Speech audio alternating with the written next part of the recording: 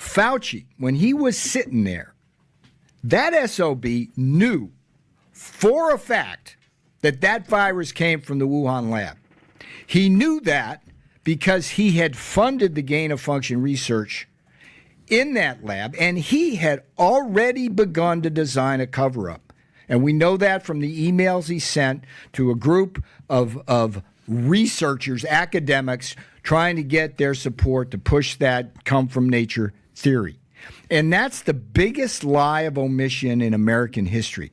Because if he had simply owned up to the fact that that thing came from the lab, we could have pressured the Chinese to give us the genome sequence, which would have allowed us to design an effective vaccine rather than the crap we wound up getting. And again, Trump got lied to about that, not just by Fauci, but by Pfizer, the drug company. In what way?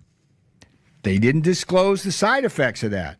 And they weren't clear with him. They made him think that it was a true vaccine when it's not. It's mRNA technology. And, you know, I worked with a guy named Dr. Robert Malone. You have him on the show sometime. We had him. Yeah. It's like the way, I mean, Malone was out there beforehand, but I had him on Steve Bannon's War Room when I was guest hosting. He sat kind of like you and me are sitting, Patrick. And we talked about all this and wound up writing a 3-part series in the Washington Times about how the universal vax policy would basically spawn mutations that would be more lethal.